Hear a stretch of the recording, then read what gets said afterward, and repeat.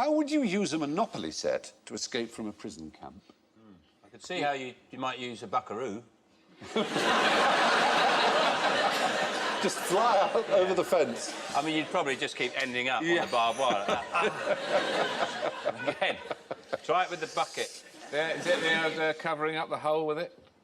Well... Like in Shawshank? No, there was a man whose nickname was Clutty Hutton, who in Britain bought up lots of Monopoly boards and turned them into escape kits that he then set up through MI9 with these pretend charities. So that you get a get out of jail free card.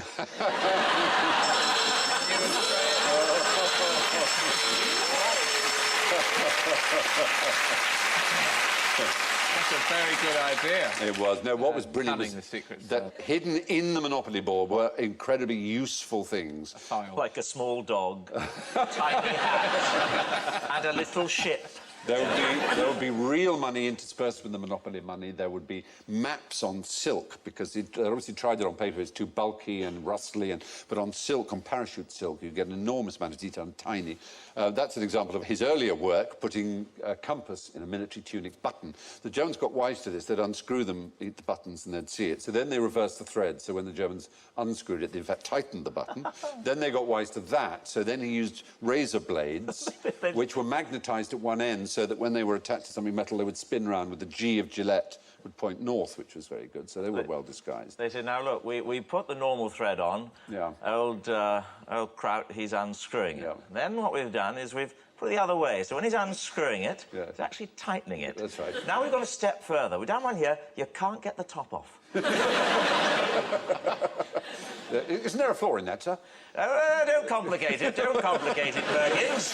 No one's going to see this bloody compass, that's for sure. Give it a try. You won't get it off. Oh, very good, sir. In many ways, it's become what I call a button. If I was the German camp commandant, I'd have made them all wear duffel coats. If it was me, if I was in charge, I would have started shipping out giant Jengas. Would you? Well, then you just build them up. You know the Jengas you get in pub gardens? Yes, Just massive ones, just hop over the fence. Brilliant. If only you'd been in charge then. Or snakes and ladders, but with actual ladders. Yes. And real snakes. Scare the Germans. Scare the Germans. Good British snakes who didn't like the look of a German soldier and would go up to them and go... What about if they gave them toy tanks, but really big ones? Then they could turn around and go, take this, Jerry. The best place in the world to discover an entirely new species. The National Geographic Channel. Maybe. They're at the forefront. Do you think you might spot something on the edge of shot? The documentary makers have. See, they're going on about that monkey or whatever, but that's a totally new sort of caterpillar. What about the Amazon rainforest, where they're discovering new things all the time? No. Kent. Yes, that would do. Kent? Kent would do. Basically, your own garden. You may say, no, how? There won't be anything in my garden that hasn't been discovered. You would be amazed. In 1971, Jennifer Owen, a biologist, did a very long-term study of her ordinary garden in a suburban house in Leicester. She discovered 533 species of ichneumon wasp. Just that family of parasitic wasps. 15 of these had never been recorded in Britain. 4 of them were completely new to science in a suburban garden. So in your garden, if you have a garden, there will be things. Gilbert White, the naturalist, said, nature is so full and so varied that if you want to find the place with the most variety, it's the place you most study.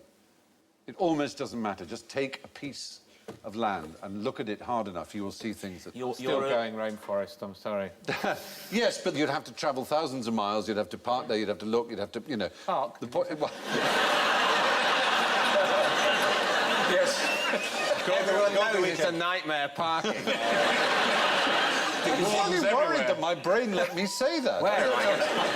The congestion charge alone would just make drives up the cost of research horrendous. Who taught to the great father of geography, Alexander von Humboldt, how to speak the Ature language 40 years after the last person who spoke it died? A confidence trickster. A parrot. Yes! Oh, Charles Brown! That is good, though. Brilliant! You are rocking. You are absolutely rocking. He was in Venezuela, Alexander von Humboldt, and he heard about this tribe that had been eaten by the Caribs, a cannibalistic tribe of the area. And they'd all gone, apparently, but someone said, no, there is a parrot who still is alive. The parrots can live quite a long time. And it knows... How did it talk its way out of that? It had 40 words in the language, which von Humboldt wrote down and learned. But, of course, we can't know how accurate it was. He was with someone who spoke a related language, and they made guesses as to what the 40 Ature words might be. Sort of like, who's a cheeky boy, then? That sort of thing. He would quite like that, because he was gay, Humboldt, funnily enough, as it happened. Well, I find that kind of stereotyping rather offensive. So you're saying that all gay people are like cheeky boys? No, he might have quite liked to say... When are you going to let up with your relentless gay bashing? How many words can a parrot learn, do you know?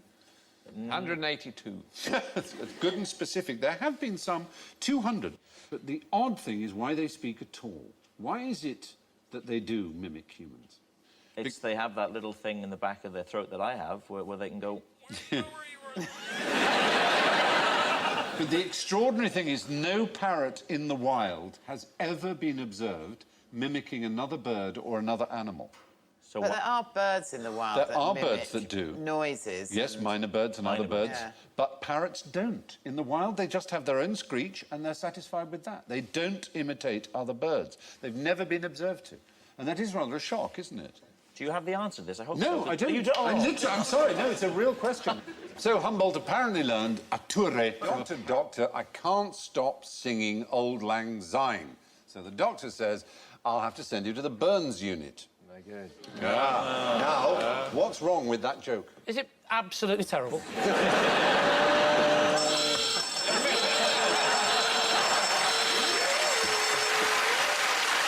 Yes, see. Now, any other thoughts? What is all Well, right? no, of course it's not, because Burns Night is not on New Year's Eve, is it? It's on, when is it? 25th of January. Yes. Yes. So, of course, you wouldn't be singing Auld Lang Syne and Burns Night. You'd be singing it on New Year's Eve. So That's true. you'd be waiting 3 But weeks. most people think that Auld Lang Syne was written by Robbie Burns. And, yeah. Auld Lang Syne wasn't even written by Burns. That's right. Although a lot of members of the Burns Society believe he wrote it and say that it's nonsense he didn't, he himself said he didn't. He said it was a traditional song that he wrote down. Really? Yeah. Auld Lang Syne first comes up in 1724. We see it, and that was 35 years before Burns was born. It's a very popular song, though, in all kinds of places, especially in the Far East. In Yes. Japan, Yes. it's played daily to mark closing time in most large department stores. So, how did Burns sign himself? What was his name? What did he call himself? Rabbi. Not Rabbi, funnily enough. Robin. Robin he did, yes. Robin and Rab and Robert, but never Robbie or Rabbi, oddly enough. Although everyone calls him Rabbi or Robbie Burns. Yeah. And there you go. What does it mean, Auld Lang Syne? Old, Oh, I know what it long, means. Long Remembrance? Signs. Yeah, kind of old long since. It means in the old days, long time ago. And how do the words go? Anyone who can give me the lyrics gets points. All the winds be forgotten now. Forgot for the sake of Auld Lang Syne.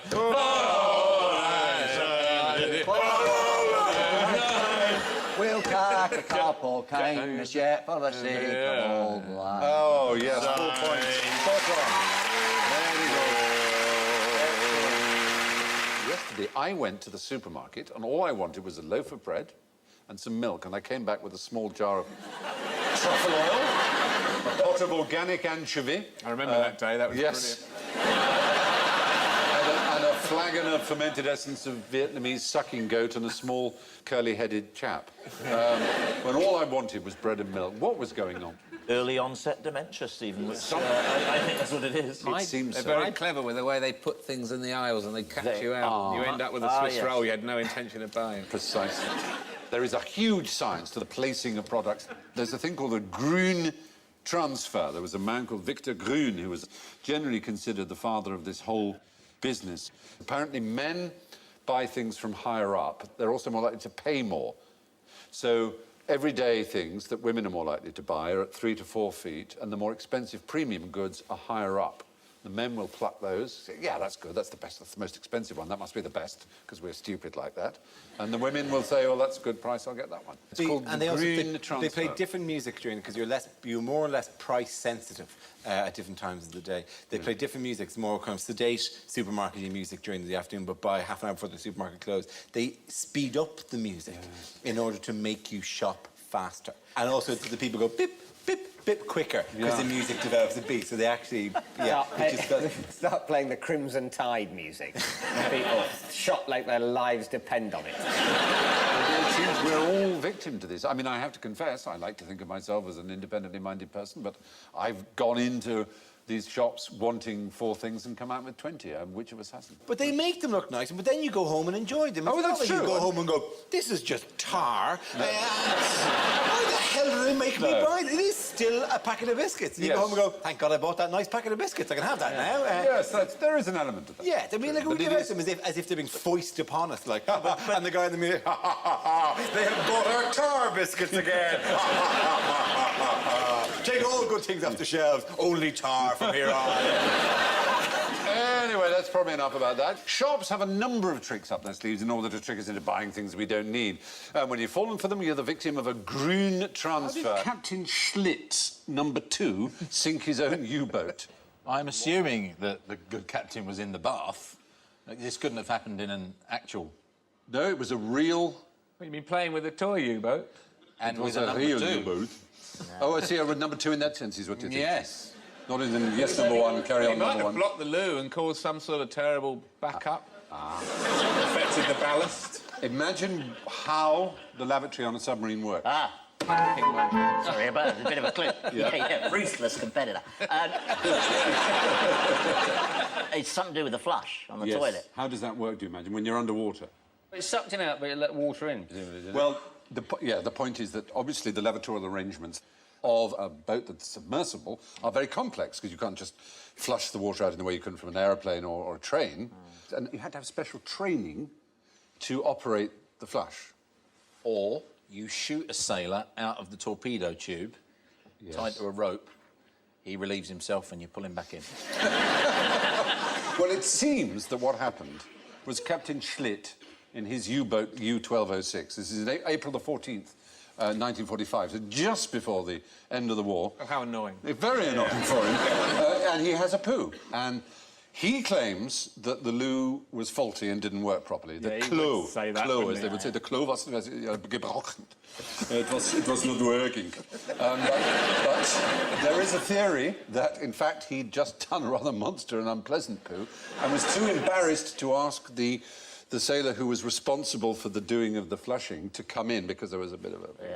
And so he did it himself and got it in the wrong order, and he filled the place with sewage and water. But more importantly... And just left it. Yeah, had it... As you would if you were in a hotel. Yeah, you come on saying that wasn't... Yeah, that was like that when I went in. It was... Don't go in that one, my God. So as he climbed out of the tower of the submarine and the No, they're underwater, that's the point. This all happened... Did they sink? Underwater, Did they that's... perish? Well, what happened, you see, is there was a leak of this water. The water came in, and it leaked into... What powered those U-boats? Diesel? No. They had a battery. A battery, a huge acid battery. And when the seawater hits the battery, it creates chlorine gas, toxic chlorine gas. And so they had to rise up to the surface to vent, and they were spotted and blown out of the water. So just because he It's very unfair to shoot a man with his trousers round down.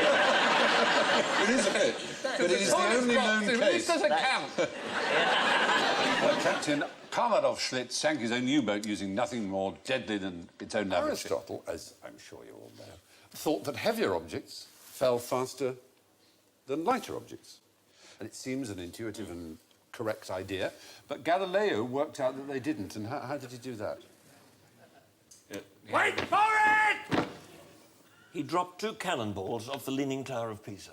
Ah, well, did he? I'm sorry about that, but the reality is that he worked out that this was the case from his head. He then did some experiments with ramps and things that proved it to be true. What's heavier, a ton of gold or a ton of feathers? Exactly that kind of thing, if you like. But what he's saying is that half a ton...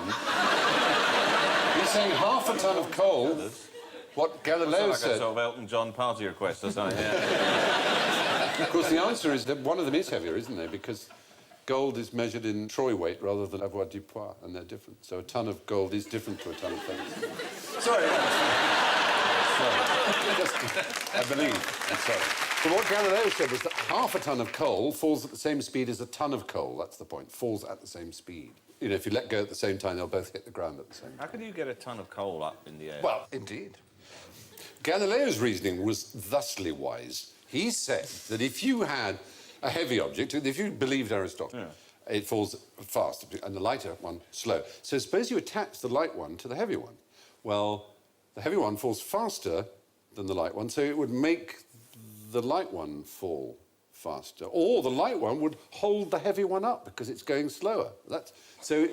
By attaching them together, you would make it go both faster and slower. And that's obviously impossible. The only explanation is that they both travel at the same speed, and he then proved it.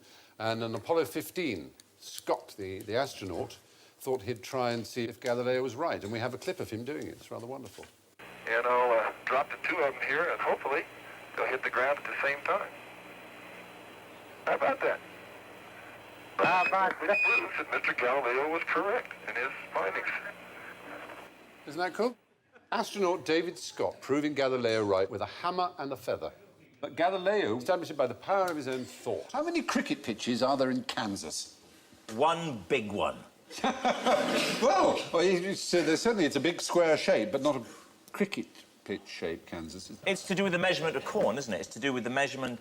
It's nothing to do with the measurement of No, corn. you're on exactly the right lines. Americans, how do they measure? Do they use the metric system, or do they use a version of our imperial system? They use yards and feet and miles and... Yes, and the length of a cricket pitch, which is? 22 yards. 22 yards, and it's called a chain. OK. And when America was being measured out, they used these ancient English measurements. A chain, as I say, is 22 yards. There are 10 chains to a word that's still used in sport. Furlong? A furlong. Brilliant. 4 points, 7 points. 80 chains to a... Mile? Mile, yes. Excellent. Would you very well here. And an acre is 10 square chains. That's where an acre is derived. OK? And this man, Gunter's chain, he actually had a chain that he used, like that, to measure out the land. So the whole of the northern Midwestern states were initially into blocks of 24 miles by 24, and within that subdivided into 20 chains by 20 chains, known as 40s, because that would be 40 acres. You may remember in The Grapes of Wrath, the Steinbeck novel, that the farmstead is the smallest type of farm, which is known as a 40. I know a thing about the 40. Oh, yes. The 40 acres. Yeah. Did they not, when they had the emancipation of the slaves, were they not each entitled to a 40? Yeah. That was indeed. And a mule, which is why Spike Lee called his company 40 acres and a mule. That's the thing I know about the 40. 7 points again. It's just the 7 times table.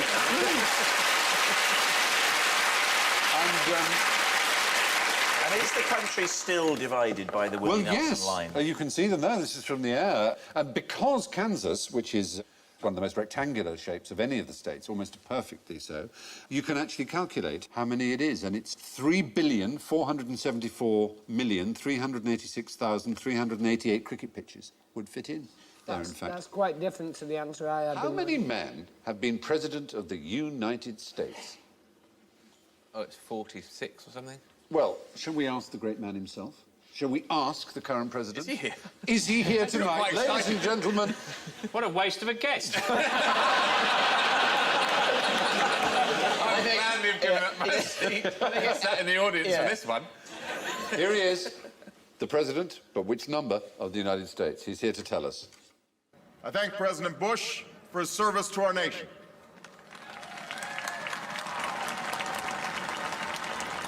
As well as the generosity and cooperation he has shown throughout this transition. 44 Americans have now taken the presidential oath. He's wrong. He's wrong. He made a mistake. He's only been on once and he's wrong already. He is currently known as the 44th, just as Bush was known as the 43rd, but they aren't. Bush was the 42nd and he is the 43rd. Oh. Do you know why this is? One of them was invisible.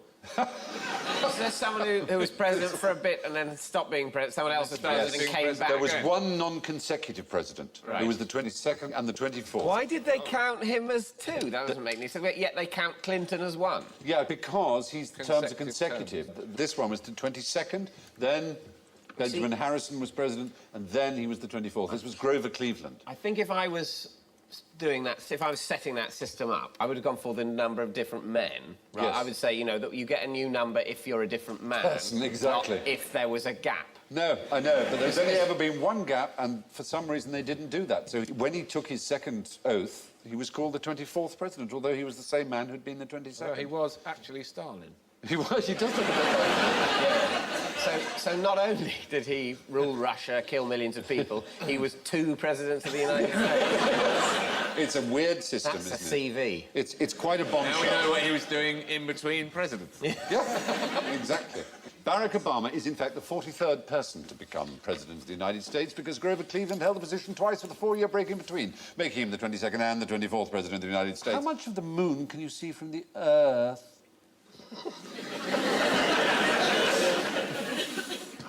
Well, you can see one side of it. Yes. There is this strange thing called libration, which is it's like vibration beginning with an L. It's a thing that was noted by quite a few of the early astronomers. Can I say, sorry, Stephen, but if that's an acceptable way of defining a word, what? Libration. It's like vibration, but beginning with an L. Just so you can picture it in your heads. Is that bad? I was with you already, just with libration. I thought you might have heard it as libation or something like that. That's all. What does it mean? Well, I was about to tell you, and then somebody came and said... No, I'll tell you. You get this kind of jiggling effect. Basically, what it comes down to is you can see about 59% of the surface of the moon from Earth. Obviously, when it's a new moon or whatever, then you see it's a lot less. But you can see 59% of the surface, rather than just... How upset are the Germans about the 1966 World Cup? Well, very, I would say.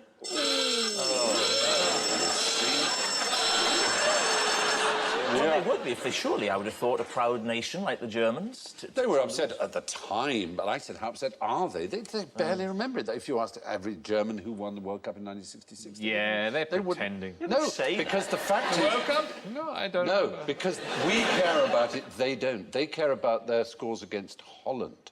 That's their big thing. They really, honestly, if you ask the average German, they're just...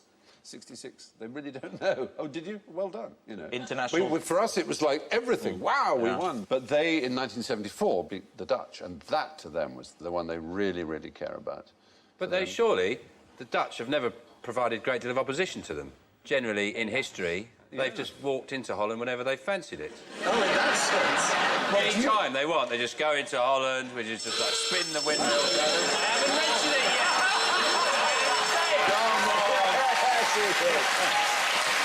I was talking about the great Geschmerz-slip in 1762, where they just walked into Holland, but they can just enter... Oh, I'll mention the War of Holland. You have to. Surely they're denying their true rivalry, which will be with us. Why? They're in denial. We may think that, but it's up to them to decide. I mean, you can't force a wrong. German to care about whether they beat us or not. Well, they bloody well should. Yes. I'm sure you're very upset by it, but, I mean, they just don't care that much. And there are other things like the sun lounge hogging with the towel. Yeah. Is that something you've actually experienced? Yeah. There's some picture. These are some of Alan's holiday photos. It turns out that a German lawyer called Ralph Hooker actually did a study, and he confirms that we think it. But Germans are blissfully unaware of their reputation in this case. No, But really? a study by Halifax... I think they don't care, is the right description of it. They just don't... They don't know that's what we think of them. They but think Halifax it's Travel just Insurance... common sense Yeah. to go down before breakfast, basically at dawn. It turns take out... all the beds around the pool. That Halifax Travel Insurance in 2009 confirmed with a study that Germans are the most likely to reserve sun lounges with towels. And which nation do you think is the second most likely to? The Dutch. The British. The British. Yeah, very close. Who turn up In 10 fact. minutes later. Go, Exactly. While the French and Italians and Portuguese are having breakfast and not really Well, and caring. also they're in their own countries. Yeah, well, that's... that's true. Enjoying the lovely food and weather.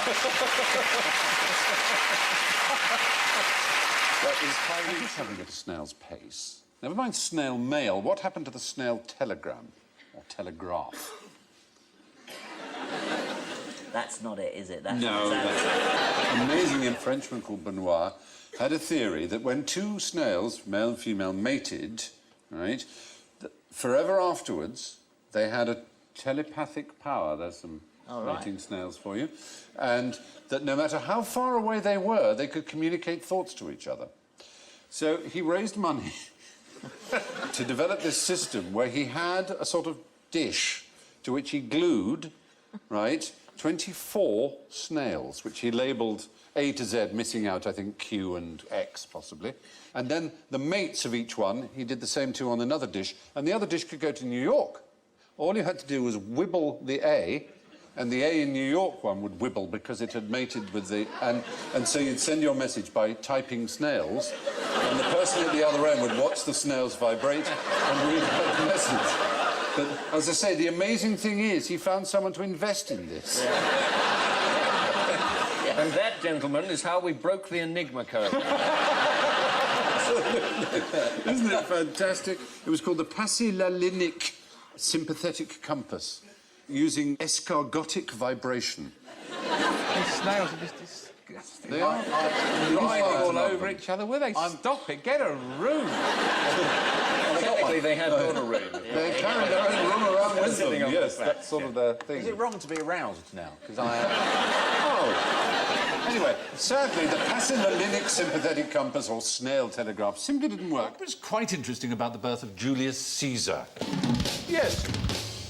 It was a wolf. Somebody with a wolf. He was sucked out by a wolf. I think it's an unfortunate sort of illusion of Romulus and Remus there, not Julius Caesar. Right. Romulus and Remus were said to have been suckled by wolves. Yes. Caesarean section. Oh, dear, oh, dear, oh, dear, oh, dear, oh, dear. Oh, dear, I'm afraid that's another cunningly laid trap you've fallen into, Mr. Bond. It's... I felt that night happened to me. I know, it's sort of inevitability, a tragic There's something inevitability. about that felt No, like... the fact is that... I'm a bit lemming-like, aren't I? You're small and furry and attractive. Stephen Wright said he was born by caesarean section. It doesn't really affect him, except when he goes into a room, he leaves by a window. Julius Caesar was born by caesarean section. No, he was well, not. wait, well, what does it mean, then? Why is it caesarean section? It's a corruption of the word cadere, meaning to cut. There was such a thing as of what we call caesarean section in Roman times, but the mother always died. The only way they knew how to do it would always kill the mother. Slash and grab. Aurelia, who was Julius Caesar's mother, was known to have lived well into his adulthood, so he could not have been born by caesarean So that's not section. the answer. How was he born? How was he born? We don't know. We're His name muddled don't between guess. ourselves. We don't know anything Oh, wait. particularly extraordinary about his features and birth. We just wanted Laughing Boy here to fall into the Trick trap. question. I'm afraid it worked. I'm sorry. So it's just a purely trap. It was purely a trap. I'm sorry about that. They couldn't do the eyes, could they, the sculptors in them days? No, they couldn't. That's just rubbish. No. Well, they said, what do you think? And he went, that's... They probably They even tried, haven't they? coloured them in, though, you see. They used to paint them. Coloured them in. They were all painted. Quite right. They were all painted. Do I get points for Why that? wasn't that go on. all painted then? Yeah. Same with English churches, which were all clearly painted. No, and then, of course, the White Cliffs of Dover as well. That was all coloured in at one point. Big jungle scene, out of giraffes. What a massive great mural all around the South Coast. All the different peoples of the world holding hands. All pointing at Westlife, drowning in the sea and going, yay! Did they used to do public drownings? Why don't they do it for people on death row, drown them? You could ask for your last meal to be coconuts and you could form a raft and...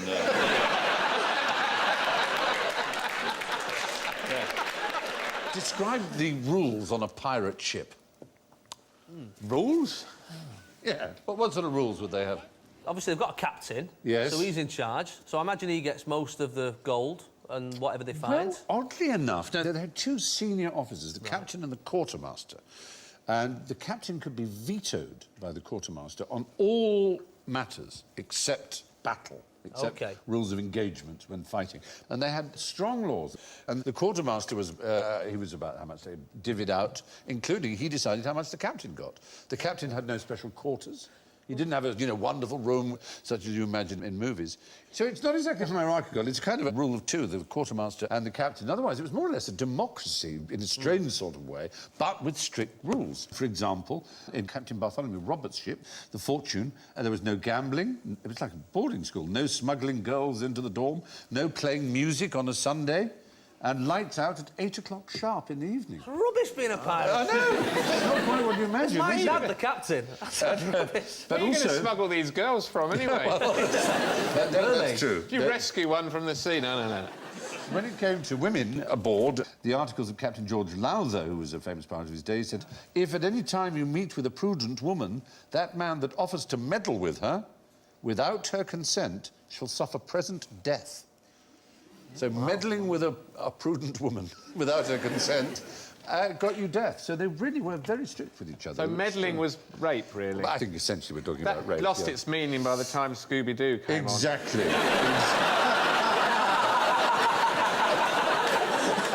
Why you pesky kids haven't meddled? Notorious gang rapists. That's just terrible. I'm ashamed of you. Why is the pirate voice similar to the farmer's voice? Why is there something? Arr! Get off my land! There's one man responsible. Right. Do you know who it is? It'll be a film actor. Yes. Oh, OK. Treasure Island? He played in a great performance of Treasure Island. And in fact, Tony Hancock, the great comedian, he first started out as an impersonator of this actor. Lawton? No, not quite as well known as Lawton. In his own day, he was very, very well known, but now less well known. Anybody? Someone we've mentioned on QI before. Hang on a minute. The chances of Alan remembering it are... Someone in the front row saying, you've done this! This was on Dave on Tuesday. New facts. Yeah, well, it was Robert Newton, anyway. Robert Newton. Thank you, yes. Robert Newton. Robert Newton is the right answer, yeah, but it doesn't count because we've had it before. There we are. Prowse almost did that, didn't he, to Darth Vader? He has a West Country accent, didn't he? Yes, and he famously thought that he was going to be used, didn't he? Yes. With his West Country accent, he got redone. I am by your James Earl father. Jones. Very upset. I'm your father, and I'm your brother as well. Darth Vader on a big tractor. Trundling down the corridors of the Death Star, chewing a bit of straw. Darth. Mr. Darth to you. Mr. Darth. It's, yeah, anyway. You know the skull and crossbone flag? Yes. Did they really have that? Because, I mean, that's really giving it away, we isn't definitely it? covered that in the last Oh, series. really? I must have missed that. Alan will tell you all about it. Go on. Jolly Roger. Well, yeah, everyone knows it's called. Why is that a proposition? Maybe later, Alan. It's been 10 years, Stephen, and I've finally come round to it. It's time for a Jolly Roger. What are trees made of? Wood. Is the right answer. Yes, well done. You see? And what is wood made of? Carbon? Yes. And where does the carbon come from? The earth. The earth? Yeah. No, you'd think most of what makes a tree was drawn up from the soil in nutrients. It's air. It's actually the vast majority of everything that makes a tree comes from the air, yeah. Photosynthesis, which breaks down the air and leaves the carbon. And that's the carbon that makes a tree, so it is made of carbon. But it's quite surprising. Now, until 2008, it was legal to smoke what I'm talking about in Dutch coffee shops, but now they've changed the law. So what is it? Yes. Tobacco. He's clever. He's right. We thought you might say cannabis, but you're too smart. No, they don't mind you smoking that. They encourage it. Yeah. I went to Amsterdam when I was 19 years old, and I don't do drugs, and I'd never done drugs, and I sat in this cafe, and everyone was smoking. And genuinely, I said, no, I'm not going to touch that. I'll just have a piece of cake. And I ate this cake, and then someone said, you know what's in It's a that, hash don't you? brownie. But I thought that was the same way as you have, like, brandy and trifle or something. I thought it's not going to get you drunk. It's just a little jokey thing they say. So I had one. I said it's had no effect. I'll have another one. So I ate another one, and then 2 o'clock in the morning, I accused the taxi driver of trying to kill me. No, you're right. The point is, it leads to rather bizarre situations. If you mixed your cannabis with tobacco in a coffee shop, you would be fined. Well, that's what they used to sell. So you can only have pure... Silly mixed or... Not since July 2008. Now you have to smoke your cannabis as pure cannabis in grass or hashish form, I suppose. So you can't get passive smoking from pure... No, it's fantastically carcinogenic. It's much more carcinogenic than tobacco. Is it? Yeah. Oh, dear. It's 7 times more or something. Oh, sure, really? So here it is. Well... 3 joints, that's 20 fags. Oh, my goodness. But in the street, if you were to smoke... You could smoke tobacco in the street, but if you were to mix it with cannabis, you'd be breaking the law by doing that. You're so it's a very and you don't know whether to go indoors or out. Magic mushrooms. Magic mushrooms. Or a version of magic mushrooms. Since you're talking about drugs. The fly agaric. Which is that sort of... Like the mushroom you get in a fairy tale. You'd see a little Toasty, elf like a big cheese sticking toasty. on it. It's sort of red with white spots on it. Yeah. The fly agaric in Siberia was eaten by the reindeer. And so the reindeer would eat this fly agaric and they'd bounce around. Off their face. And that is where they reckon the legend of flying reindeer came from. Oh, For your that's Christmas a edition of QI. Christmassy story. Thank you, David. The drug-addled reindeer. Old And Siberia. then, because it's highly toxic to humans, so they would collect the reindeer urine and drink it and get a secondary hit. Yeah. Oh, that's And then you could drink the wee of the man that drunk it. Just a mild sort of nice feeling. Eventually, it would come down to a tiny little, just a cube, wouldn't it? And they would pop it in your drink, and it'd be like a little sort of Pro Plus. fella was Frankenstein. Yes. Green. Frankenstein was a baron in a novel who was a scientist who made a monster. Yes, I know. And the monster's name? The monster's name? The monster's actual name in the book. He does have a name. Go on, tell us. Adam. Adam, of course he's called Adam, because he's like the first man he's made. So, yes, what colour, obviously, was Frankenstein's monster? Oh, Yep. green. Purple. Well, I was going to say it's sort of grey colour, but that's because I only ever saw him in black and white. I don't really know what She didn't write a black and white book, except in the sense the print was black and the paper was white, but she used coloured words, and she did describe Mary Shelley, who wrote the novel, of course. In 1818. Jaundice yellow. Yellow is the answer. His yellow skin scarcely covered the work of muscles and arteries beneath. His hair was of a lustrous black and flowing, his teeth of a pearly whiteness. When she says it's scarcely covered, does she mean there were gaps? Yeah, because he was like a dead body had been brought back Bits to life. of them. So he was like, like the mummy. You remember when the mummy gets, in the movie, gets... Bits come off. Imhotep.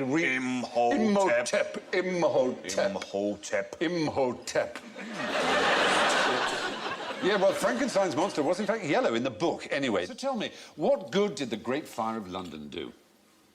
Pretender. I'm risking it here, but I don't care. Wiped out the plague. Oh, dear It was taught in school, so you've got every reason to think it, but it's just simply not true. There's no evidence whatsoever. Apart from anything else, the plague was already over. Well, yeah, but it wiped out the conditions in which it could have come back. Not really, because the plague was mostly in the suburbs, not in the city. The city was not the place that was most affected by the plague, but it was the place that was destroyed by the fire. By the time September 1666 happened, which was the fire, there were very few deaths. It had gone down to... It had almost ended. No one quite knows why it ended, but it certainly wasn't the fire. Did it make it easier for them to knock down a load of places that they had their eye on? Essentially, that's the point. It gave the chance to Christopher Wren to get some church building done, especially St Paul's, of course. They had lots of grandiose plans about turning London into a grid or a spiral or that, and then they kind of thought about it for ages and then went, put it back as it was. Yes. You know, all squiggly lines and weird corners, please. Yeah, which we have. It is one of the Yeah, but I think Christopher Wren was a bit depressed about it. Yeah. Well, the best thing about the Great Fire of London was that it got Wren an opportunity to build... What's the toughest way, though, to become a mummy? Well. I'll take it. Here's Jimmy. Reverse cowgirl?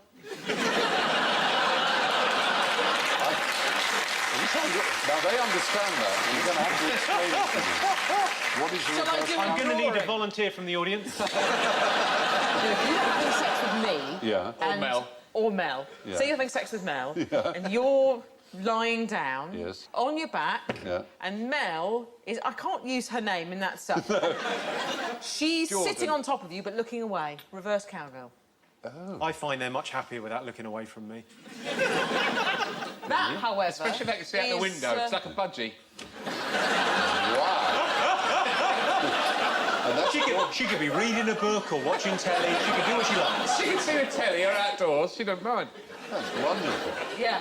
It's catch-up time for women, So basically. she's doing Sudoku or whatever. Yes, whatever you need to do. You just... Yes, you're thinking of making babies, aren't you? That sort of mummy, I realise now as well. Yeah. Can you turn yourself into a mummy? That's the point. Probably. Yeah, you could, couldn't you? Probably wrap yourself up in... Mummify Well, haven't you yourself. got to take your liver out through your nose? That's what they used to do, isn't it? They used to take the organs out through the mouth and nose. Well, the brain they would take out through the nose. They'd agitate it with hooks so that it turned into a liquid mush and then... Oh! Yeah, I know. Worse than being buried alive? and then after that, they would kill them.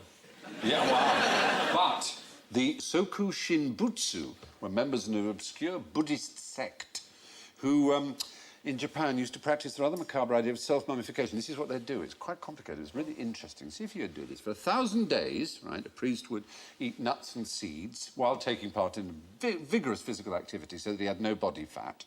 He'd then only eat bark and roots for another 1,000 days and then drink a poisonous tea made from the sap of the urushi tree that caused him to vomit and lose bodily fluids. And then he would lock himself into a tiny stone tomb with an air tube and a bell, and he'd sit in the lotus position, and every day he'd ring his bell to show that he was alive. And when the bell stopped, the tube was removed and the tomb was sealed, and then other monks in the temple waited for another 1,000 days and then opened the tomb, and if the monk had succeeded in preserving his body in his death, he would be considered to have achieved the state of a truly enlightened Buddha. Who If made he up hadn't, that game? Buddhists. You know, it's a terrible photo of him. If I was going to get all that trouble, I'd have a decent photo taken of me. I like this because, I mean, a lot of people get away with thinking that Buddha is like the sane religion. Buddhists, you know, Buddhists are normal and decent, but even Buddhism has weirdery beyond belief, really, I'm afraid. Yeah. They don't do it like that anymore, obviously, do they? No, it's now an illegal form of suicide. They have a webcam now, don't they? As a form of suicide, though, I think that should be promoted because, you know, if you jump off something high and land, it's all over very quickly. You've not been able to think it through. With that, you can sort of change your mind. You go, do you know what? I fancy a drink. After about 900 days, you go, oh, pizza wouldn't go amiss. If you open it after 1,000 days and he hasn't turned into a mummy, would you say, that's it, I told you he had a Twix? Anyway, yes, members of an obscure Buddhist sect in Japan went through an extremely rigorous process of self-mummification till the practice was stopped in the 19th century. What kind of music do spiders like? Well, I reckon they got 8 legs. They'd appreciate a one-man band. You know, that chicka chicka ching dum dum. No, they'd kind of appreciate that all-round entertainer. Etc. Kylie Minogue. What is that? Spinning around. Oh, spinning around, very good. You could have said Andrew Lloyd Webber, I suppose. Actually, on a similar note, might it be Cliff Richards? Because that? isn't his real name Cliff Richard, rather? I beg your pardon. Webb. His real name's Webb. It's all very good. Marty Webb. It's all just, isn't it? But I don't think spiders are that into puns. I think they like flies, stuff like that. Jeez. I'll tell you an interesting fact about spiders. The huntsman spider, which, well, a little fact everyone knows doesn't actually build a web, is the only spider with lungs. Oh, I like that. So you can get it a birthday cake with a candle on. Yeah. That's a sweet thing to think of. What a nice way of thinking. What do spiders do to flies? They wrap them up in web, like in Lord of the Rings. Yeah, and... Silk. And then take them off, wait till they've toughened up a bit, and then they eat them. Well, that's the other thing, is they don't eat them, they drink them. They drink them. Because they squirt them with acid that dissolves them into a sort of Flies, when they land on your kind of food, soup. they immediately vomit on it. and then they tread about on it like that, get it all mushy, and then they digest that. That's quite rude, isn't it? It is. They listen with their feet. Their 8 feet. Here you coming. And they have a penis on their head. Oh. It's on the end of a little feeler. That's where their mating organ is, the males. They're just a mess, Exactly. They're all dickheads. They have 8 eyes as well, most of them. Spiders have 8 eyes and 8 legs? Yes, yeah. Well, the answer to this question is it does seem to be classical music, because they did an experiment and they found that in the University... Who are they? University of Ohio, in this instance, is they, or are they? The University of all else better to do it. Well, no. Formerly the Polytechnic of all else to do. So, domestic spiders were subjected to Bach, techno, which I believe is some kind of modern music, and rap. For techno and rap, they built their webs as far away from the speakers as possible, and for classical music, close to it. Someone very close to me told me about a music called Tesco. Do you know about that? No. It's a blend of disco and techno. It's sweet. That is Tesco. And they have Tesco evenings in certain nightclubs. Really? That's just, I guess, type of modern young person's dance music, like two-step UK garage, for example, which is my particular favourite. These would be nightclubs right on the edge of town. On the edge? Right, so plenty of parking. What tools do you need for do-nothing gardening? No tools. You think? It's also called natural gardening or natural farming. It's an Eastern version of our organic farming that has actually spread around the world. You sort of have to dig with your hands or persuade other animals to do the gardening for you. Yes, persuade other animals. So you sort of persuaded a fox who doesn't want a sort of den, but a rockery. Well, in the case of paddy get some fields... fish in and they desperately try and dig a pond before they die. Well, fish is right. Well, in paddy fields, where, as I say, it started in the East, they use ducks instead of herbicide. They eat the weeds. The throttly things that kill the rice, and they use carp as well to helps purify and keep the water in the paddy fields good. What travels from Land's End to John O'Groats every year at about 1/3 of a mile per hour, but it slows down a bit on hills? Does it specifically go from there to there, or is it just a north-south? It actually goes from the south to the north, but it includes going from Land's End. Is it a sort of tectonic wave or it's something? not a tectonic Weird. wave. I don't know if they exist. I just made that up. No, no, it's something sort of slightly more abstract. It's a phenomenon, rather, which you were sort of getting. Is it dress sense? If we're talking about moving from the south to the north. Oh, careful. Hold on. The Gulf Stream or something? Does it sort of... Is it a windy thing? Seasonal. It is a season. Spring is the answer. Spring takes 8 weeks to get from the very south coast all the way up to the very north and up to the Orkneys. Well, what's the definition of spring? Well, there is a phenotype analysis you can do of particular common plants blooming. Anyone who lives, say, in the Midlands and occasionally goes to London will say, oh, my God, they've already got their daffodils out, or we haven't yet. Or they'll go north and say, oh, they haven't got their tulips yet. And it's very noticeable. Yeah. So the bloke, when the weatherman's on Radio 4 and he goes, and you might like to make note that it's the first day of spring today. You go, no, it's not! I think you'll find I'm still freezing here. 8 miles a day it does, spring. Is that what we're saying? I'm saying it takes about 8 weeks to get from John O'Groats, and someone's calculated that as being about 1/3 of a mile per hour. You could walk and just beat spring. Yeah. You could. It's a weird thought. That's very weird, isn't If it? you timed it with a daffodil, you could walk at exactly the right speed. Then You could open go... is... Oh, and you would be rather beautiful. I'm in touch with my feminine side. You're responding to your handwriting beautifully. Well, it's the phenological observations, as they call them, of the various different things that trigger spring. It's a rather wonderful thought, isn't it? Spring moving up like What travels the wrong way along a motorway at 12 miles per hour? Yes, baby. There's an elderly man in a Morris Minor. No, it's one of those motorised wheelchairs.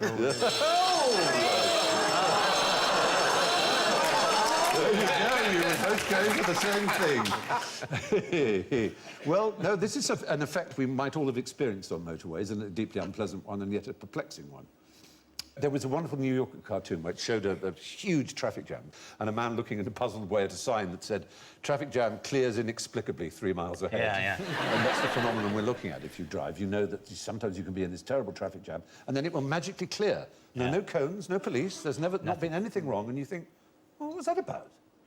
And there's a science which is like fluid dynamics, but they use things called kinematic wave equations.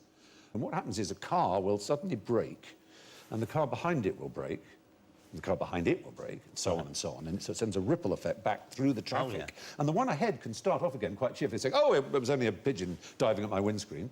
But the other ones are still slowing down, and they continue to, going backwards. There you see them backing up. And they continue to back up for quite long distances, while the ones ahead are free. But they've discovered that pulse backwards of braking travels on average about 12 miles an hour and can cause big jams. Presumably, you get the same effect when there's a police car in the slow lane doing 68. Oh, yes. So annoying. Everyone You doing inch past 68, it. yeah. If I just... I bet police love that. Do you ever give Going, them "Oh, the look, look?" he's going 71, shall we? Shall we? But, of course, we know nothing of traffic jams in this country. Which country is the absolute heroic epicenter of the traffic jams, of all traffic jams? I would think India. No, it's China. China has epic traffic jams. They had one in 2010 that was over 80 miles long, and it moved on average less than 1 kilometre a day. I'm not kidding you. That's how bad it was. And they're so bad regularly that they now have quite profitable services where you call up this service and they arrive on a motorbike, 2 people on a motorbike. One gets in and takes your place in the traffic jam, and you get on the back and the other one drives you through the traffic. But can you imagine? Do people bring you things like when you get a phone, a pizza and that? Probably. They're enterprising people, Chinese, I should imagine so. But it would be very difficult. I suppose if you bought the pizza on the motorbike, you'd be all right. But it'd be quite frustrating to order the pizza. You go, we're at the lights, so we're 4 days away. I was quite impressed. I went to Las Vegas last year, and they have those billboard trucks that say they can deliver a hooker to your room in 25 minutes. but the pizza still takes half an hour. So what I've worked out is that you could, if you had the resources, get the hooker to pick up the pizza for you. Absolutely brilliant. What's the most repeated TV show of all time? Top Gear. It is. You do get a lot There's of Top not Gear. a time of day when it is not possible to watch Top Gear. It's true. It is on, and it's always a different one. But this one is one programme. One show that's the one show. It's the most repeated show. It's a German show. It's a British comedian. Two Called British comedians. The Duchess. Sorry? It's called The Duchess or something like that. I Or think you know what I'm referring to, The waiter or lady somebody. It's it's a He has to British have a drink. comic being a waiter to a posh. It's called Dinner for One. That's right. And it's shown on every channel in Germany on December the 31st every year and has been since 1972. Oh, and I know who's in it as well. Yes. Freddie Frinton. Freddie Frinton, you're right, plays a butler who has to serve a Christmas dinner for his mistress, played by May Ward, who's rather mad and old, and pretend that there are other people there, and he pours out drinks for them and gets drunk himself. You can see a bit of it, here you are.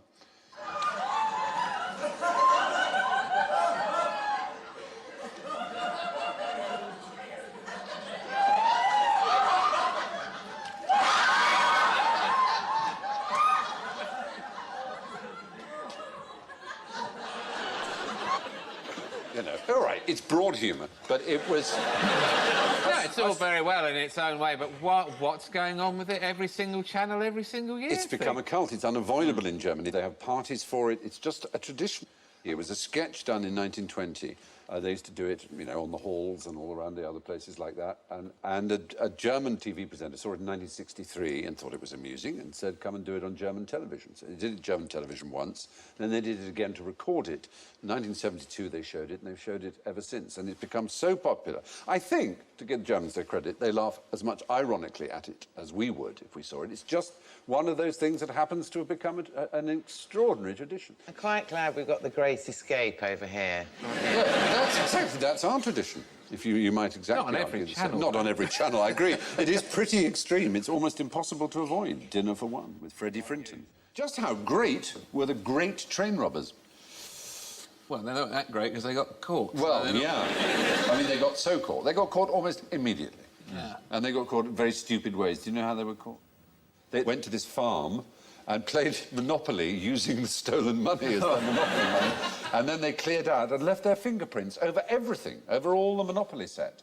And they were all, you know, they all had form. They were all, you know, known blaggers. So they were just rounded up, all 12 of the gang of 15. One was acquitted, 2 were never caught.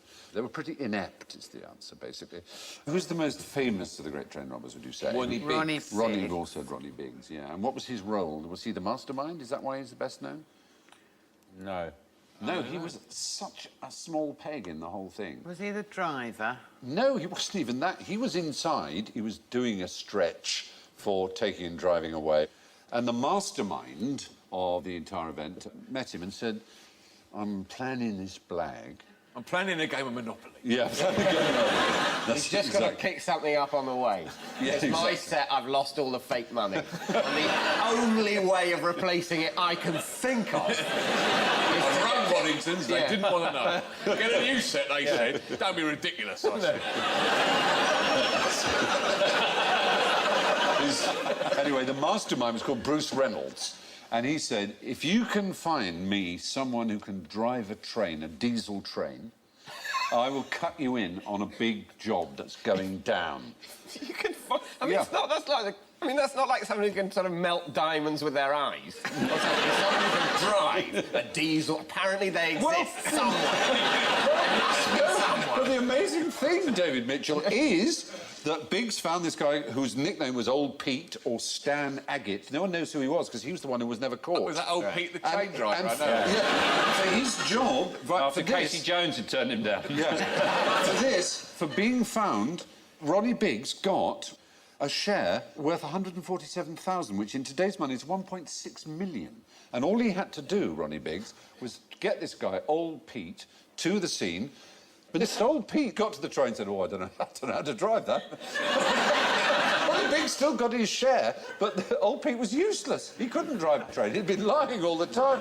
I like the idea that Old Pete's like those actors who put on their CV. Yes, I can horse ride. Oh, yes, I can drive a train. I speak Mandarin too.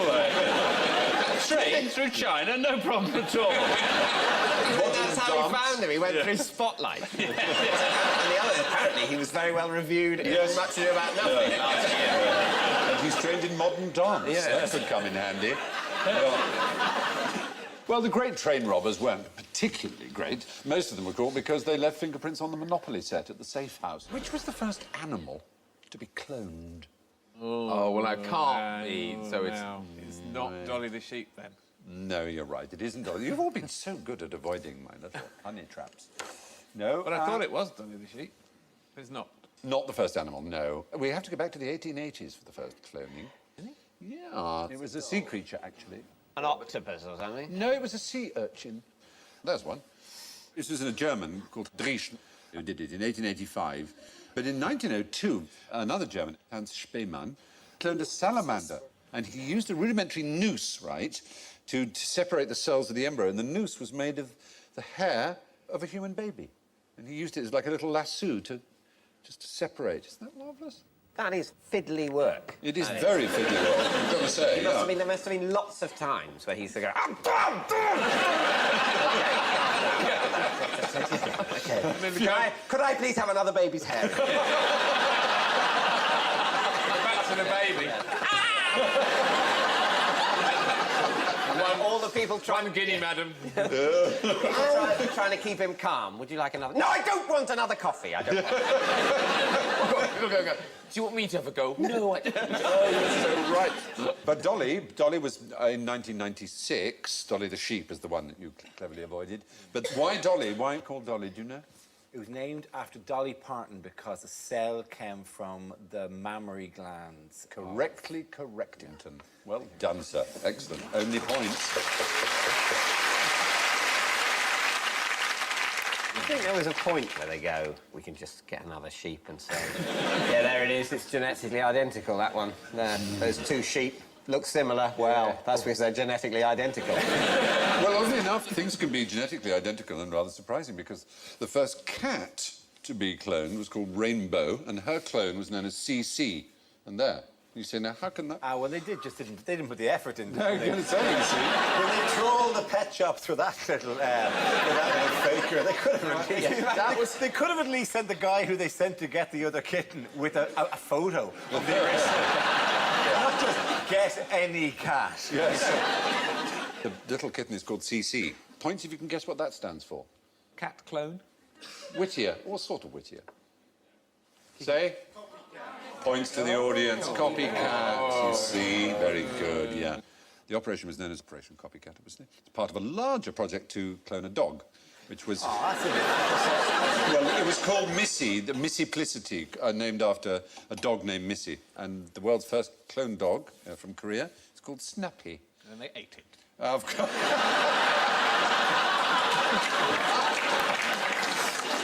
Well, anyway, the point is the first animal to be cloned was the sea urchin way back in 1885. Since then, many other animals have, of course, been given the treatment, including the first cloned cats, which look nothing like each other. What is Gothic about the Goths?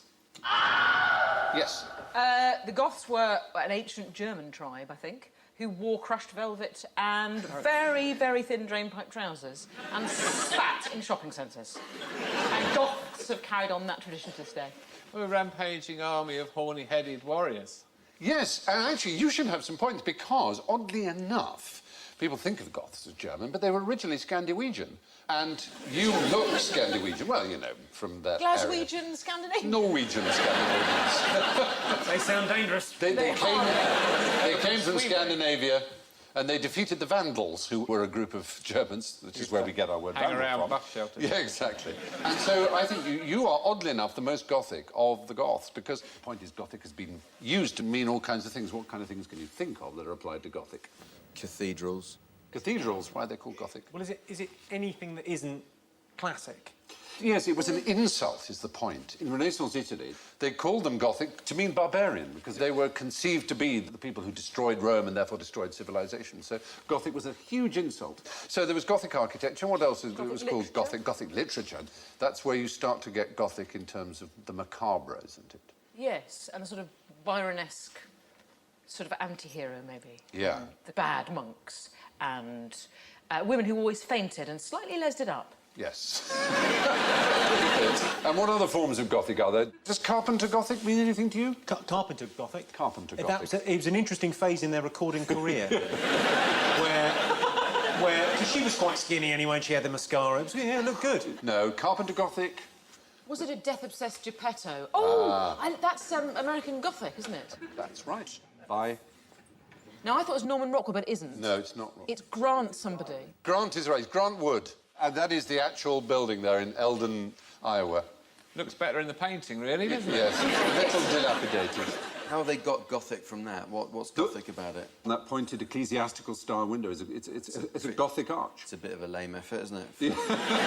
Considering the trouble we went to over here, I the know. Americans think they can put a window like that in and call it Gothic. Lazy Gothic. Lazy. Half-assed Gothic. Couldn't be bothered to do it properly Gothic.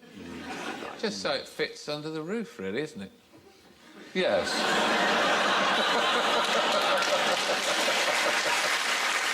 Wasn't the guy in that painting his dentist? You're absolutely right. It was Grant Wood's dentist. Points for Sue Perkins. That's pretty damn good. And the woman... Is it Gail from Corrie? Pretty sure that's her. Gail from Corrie. Helen Worth. Very nice woman. She looks exactly like the character she plays.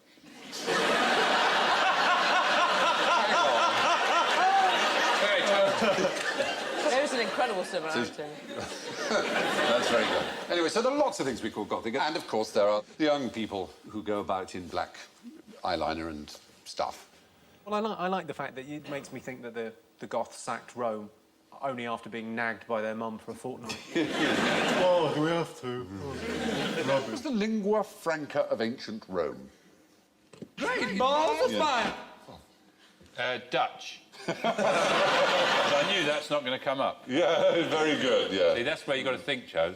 You've got to think what they wouldn't put up. Cheers, Sean. Latin. Oh!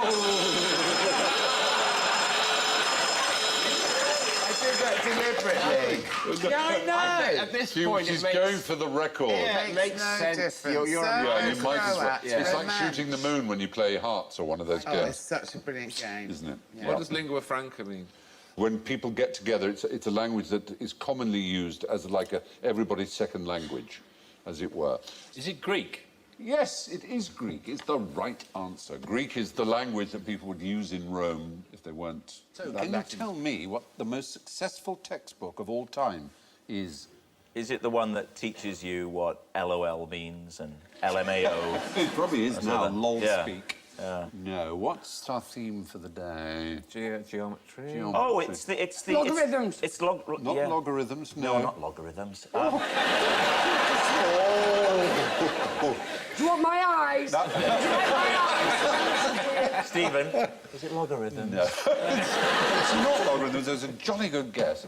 Some sort of ancient geometrical textbook Yes. written probably by Greek. Kites for beginners. Euclid.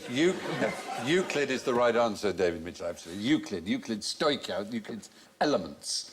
And these propositions of Euclid are basically all about planes and the conical sections and all the forms of the circle and the square, the provable facts of geometry that are the basis of everything, really, all the physics that came afterwards, all the geometry. He essentially turned up and said, this is why all the buildings have been falling down. Yeah, well, there's an element to that, because engineering obviously owed a huge amount to it. Many mathematicians would believe his book is perhaps the most beautiful of all the mathematical books. We're looking at there, I think, one of the earliest editions of it. What's it say there? The most something philosopher. I can't actually read it. Yeah, I'm brilliant with Latin. I just No, it's written in English. The elements.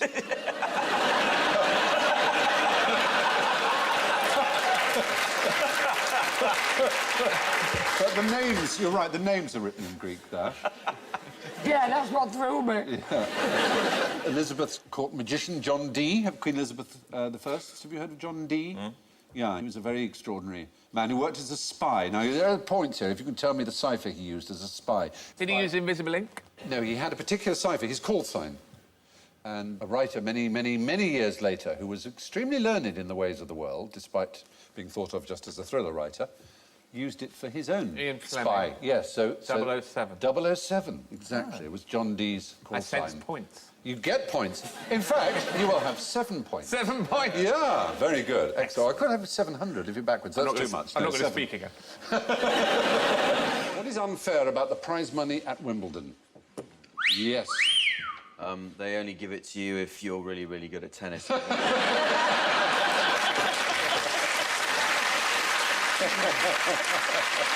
Very damnably unfair. Nothing. Really? Not anymore. No, it's very unfair. Is it still unfair? Yeah, it's unfair. Women get more money for playing than men. Yeah. Oh, per set, you mean? You're talking Yeah, men play a lot more discrepancy, tennis but- and get less money. Yeah, I'll show you how it goes. When it started in 1884, the ladies' champion won a 20-guinea silver flower basket. Aww. While the men got a 30-guinea gold trophy. By 2006, 625,000 for Amélie Mauresmo, who played 142 games, versus just £30,000 more for Roger Federer, who played 202 games. And the best women were earning more than the best men because their shorter matches allowed them to compete in both doubles tournaments as well as the singles. The rate per game told the story. 2005, the final 8 women earned an average of £1,432 per game against the men's 993. How much do they win now if they win? It's equal for the Is it first prize. The $500,000? women's champion About gets the same prize £750,000 as the men's champion, but the men's champion plays a lot more tennis. Yeah, but be fair, the women, they've got to come off and make the tea as well. And women get more from sponsorship. And oddly also, enough. $500,000, that's not that much when you think 50% will go to tax, 15% will go to their agent, then they've got to Isn't that buy true all for the their men as balls, and they've got to buy the sticky stuff to wrap around the racket. That's very expensive. do the then men. it's the South Fields, they've got to get a travel card. That's So only do the £6. men. They're left with about £1.50 after all that. Anyway, now that male and female tennis players get the same prize money, it's arguably unfair to men who work harder and longer for less money overall. When did slavery become a criminal offence in England? It was not in the 1960s. One of these odd little new labour laws in about 1996, 7, 8. What an odd law to outlaw slavery. It's political correctness gone mad. I only mean odd in the sense it's a bit late. Yes, that's exactly right. It was 1807 when the slave trade was ended, and then finally in 1834 it was illegal anywhere in the British Empire to own a slave. It has never been illegal to have a slave in England until April 2010. I'm saying I could have had you as a slave legally. You mean this series I'm finally free? Yes!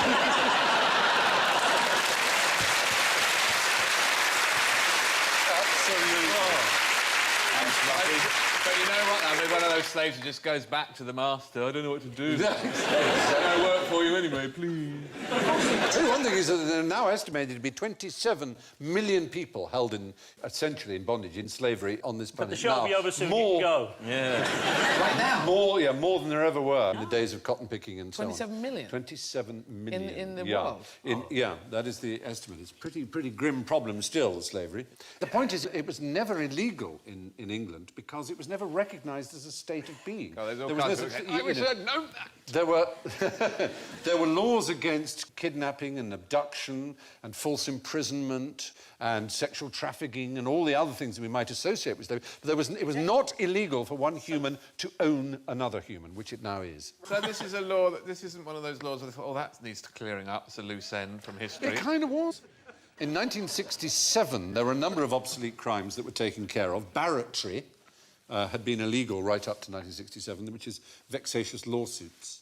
Oh, okay. Building of vexatious lawsuits. Yeah, what they call a vexatious litigant, somebody just keeps... Dorothy Squires.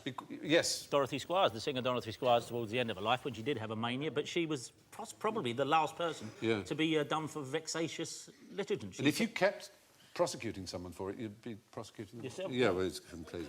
Anyway, there's scolding. Scolding was a crime in 1966, but not in 1967. With hot water, you mean? No, not scalding. Scalding. Scalding! That was a crime. You! What time of the night do you call this, Eddie Izzard? 12. Yes. 12:30. Well, they'll give you a good scolding. And that was illegal? That was illegal. Illegal? Yeah. And now it's legal? Eavesdropping was illegal. Challenging someone to a fight was also illegal until 1967. What about going round and round and roundabout more than 3 times? It certainly wouldn't be a medieval law, would it? Well, I don't know. And if you're in a horse and cart, you have a couple of hours spare. On a medieval roundabout. On a medieval roundabout. Yes. Anyway, there you are. Due to a quirk of English law, it only became a criminal offence to keep a slave in the year 2010. So you just missed your chance. Who were the scallywags? Does that ring a bell? The scallywags? Not them, that's just a little suggestion, rather sweet as it is. Urchin types. I'm fairly sure it wasn't the SS. Well, that's the odd thing. It's the SS? No. You mean they were the scallywags? What I'm saying is... men in the war. Despite the cheeky name, we're talking about something really dark and violent. Oh. That's why I'm going well. Snipers. Well, no. What was the cutest, cuddliest, sweetest part of the British forces? Probably, if you think of... Firulin.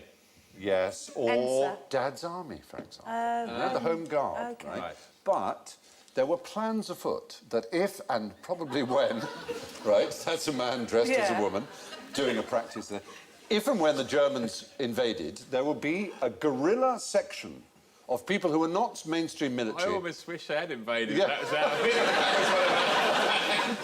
There were people in reserved occupations like... Hands up, pricks. Yeah. Think about that picture. The baby's the best shot. It's a truel. But clergymen and doctors were secretly trained, given money and supply dumps of ammunition and explosives and a gallon of rum in each one. And their job would be, when the Germans came, not only to shoot Germans, but there was a general view that Churchill would be killed or removed and someone like Lord Halifax would go in. And Michael Foote was one of these scallywags, as they were called. They were the secret auxiliary part of Dad's Army. And he and George Orwell and J.B. Priestley and others all were trained to assassinate anyone who collaborated with the Nazis. And there would be an underground resistance. And Michael Foote said, I would have killed Lord Halifax. I was quite prepared to, and I would have killed him. So they were pretty violent. It was not an easy, cosy thing It's a good story, It's isn't a it? terribly clever thing, though, isn't it? Because if somebody did come over and collaborate, anybody who might otherwise have caused trouble or ructions of a different kind would be automatically on the side of good. Yes, If you know what I mean. That's the way. You're exactly right. It's that a group of radicals and left-wingers had an uneasy alliance with the military, who trained them against the possibility of anybody who collaborated with Nazis. That is a double-mind Jedi. It is. I think they. What I'm interested in is how Michael Foot's changed his image. He has a little. If he'd worn that beautiful outfit at Armistice Day. Why are so many great men short? Are they really? David, you've hit the nail on the head. Rem acu tetagisti, as they would say in Latin. I'm sure they would. Yeah. It means nice one, son. Yeah. That's absolutely right. In fact, Napoleon, Napoleon was short, wasn't he? No, he was above average height.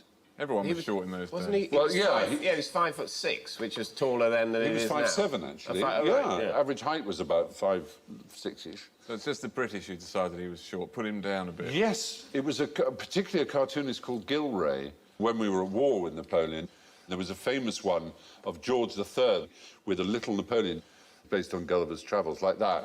And he's actually saying, I cannot but conclude you to be one of the most pernicious little odious reptiles that nature ever suffered to crawl upon the surface of the earth. There. It's a snappy. It's a snappy one. He was 3 inches taller than Nelson, for example. Nelson was 3 inches shorter than Napoleon. It's certainly true that... Nelson was 5'4"? Yeah. Like Danny DeVito? He was very, short chap. No wonder they put him on such a big So column. is that kind of...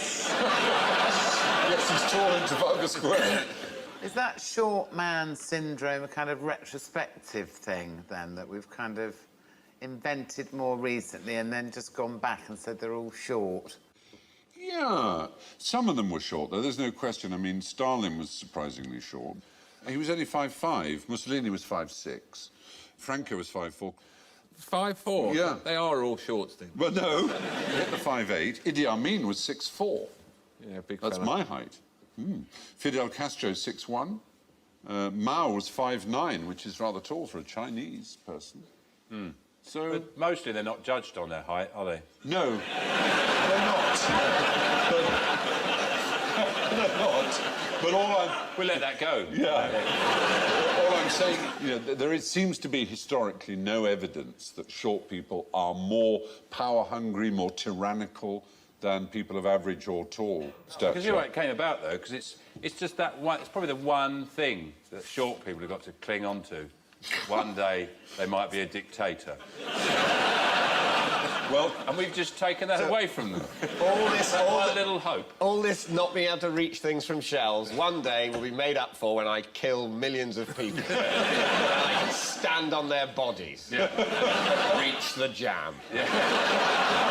Everybody knows somebody short in their life who's been particularly angry and abused his position of authority. And then you decide he's a bit like Hitler. That's the point. You notice when a short man has a tantrum Yeah. and says, oh, short man, Napoleon complex.